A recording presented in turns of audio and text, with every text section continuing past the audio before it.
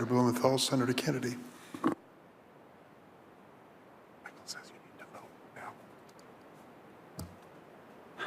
Thank you, Mr. Secretary, for being here today. And thank you for your service. There's a famous movie line, I'm sure you've heard it.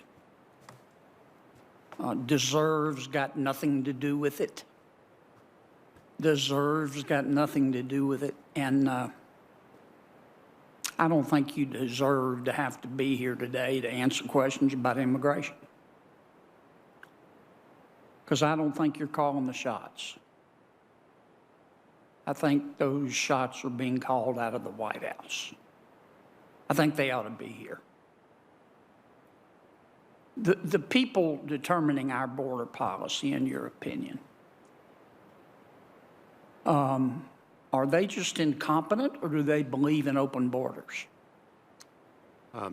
Senator, I'm intensely and immensely proud to be a member of President Biden's cabinet, and for the policies that are promulgated, I should be held accountable. Right. I looked last night at President Biden's platform when he ran for president. He supported amnesty for the 11.7 million people in our country illegally. He promised he would end the Remain in Mexico program. He promised he would end the safe third country agreements. He promised he would get rid of the border wall. He promised to encourage sanctuary cities. And he said, I'm not going to deport people. Can we agree that you don't have to be Mensa material to understand that's an open border policy?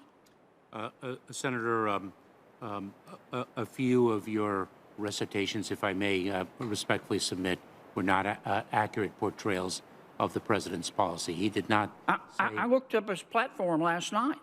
It's right there. I mean, here's what I believe on immigration. Senator, again, I would respectfully disagree with your characterization of the president's policies. So, for example... well, let me ask you this. Okay, you say he didn't say this. The surge that we're having at the border, the 1.7 million people that have come into our country illegally, and the Washington Post says it's another 1,000 who are undetected. The president says that happens every single solitary year. Is he wrong on that or right on that? Senator, we encounter many, many people at the border every year. The number that we have encountered of different individuals this year is at a historic level. It's like the highest in 60 years, right? As I mentioned earlier, I'm not familiar with the time frame, but it is certainly a historically high number, Senator. Okay. Well, your administration has released thousands of people into our country who are COVID positive, have you not? Senator, as I mentioned earlier, it is our policy to test and, as necessary, isolate and quarantine. I know, but you've still released thousands who are positive, haven't you? There have been individuals who have been released. And by the way, those individuals, just to be clear, because there's a misperception, those individuals who are not immediately expelled or removed under expedited processes are placed into immigration enforcement proceedings. Right, right. But I'm talking about COVID. Here in court and stand before a judge. Right. And if they don't have a claim under law to remain in the United States, they are removed. Your department has released thousands of people into this country illegally who are drug dealers, haven't you? I'm sorry, Senator? Your department has released thousands of people illegally into this country who are drug dealers, haven't you? I'm not familiar with what you've just articulated.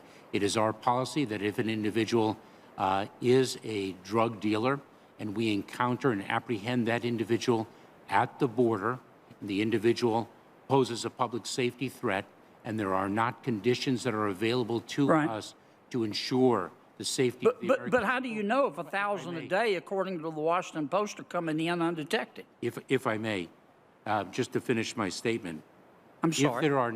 If there are not conditions that can secure the safety of the American people, that individual is detained, is Right. placed in immigration custody. Right, right. We know the superlative job y'all are doing.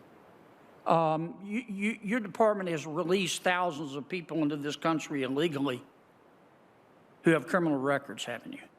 Senator, individuals who are apprehended at the border are subject to a number of different paths. They can be expelled under Title 42 of the U.S. Code under the CDC's Public Health Authority. They can be placed into expedited removal Mr. Secretary, I've got limited time, and I understand the procedure. I know, but but I'm just trying to get you to answer my questions. Your administration, the Biden administration, has released into our country people coming across the border, thousands of them, who have criminal records. Isn't that the case? Senator, I'm not aware of thousands of individuals with criminal records who are released into the interior of the United States. All right, let me try another one. Who are not Your placed department has released into our country thousands of people who have promptly gone on welfare. Isn't that the case? I don't believe that individuals who are unlawfully present in the United States qualify for welfare, but that is something that I'm happy to follow. You ever been to California? I grew up for most of my life in California. Okay, check their rolls. I wasn't born in this country. Yes, sir, I know. And I think we ought to tell the Cuban-American success story every chance we get. Thank you. I'm about to run out of time.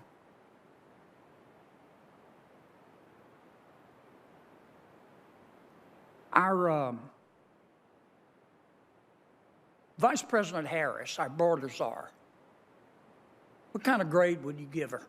Vice President Harris is not the border czar. Vice President Harris has been asked by the President of the United States to focus on root causes. Okay, let me answer this quickly in my last few seconds. When was the last time you talked to her about securing the border? Several weeks ago. Okay. Thank you, Mr. Chairman. Thank you, Senator playing Kennedy. on time. I want you to recognize that. I sure do. You get an A+. Senator Thank you. Booker? Yeah, thank you very much for being here, Secretary Mayorkas. I want to thank you and the incredible professionals, thousands of work under your command, and thank them for their work and their dedication to our country. I want to start off by looking at the American food system, which is savagely broken. It's hurting everybody from driving incredible, staggering numbers of independent family farmers out of business. It's hurting the end users. We're a nation where just 2% of our ag subsidies go to fruits and vegetables, which we're told to eat the majority of. It's a system that's hurting everyone.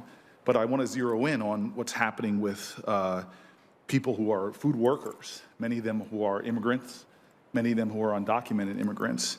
In your opening statement, you said, a reference to an October 12th memo called Worksite Enforcement, and you said the strategy is to protect the American labor market, the conditions of the American worksite, and the dignity of the individual.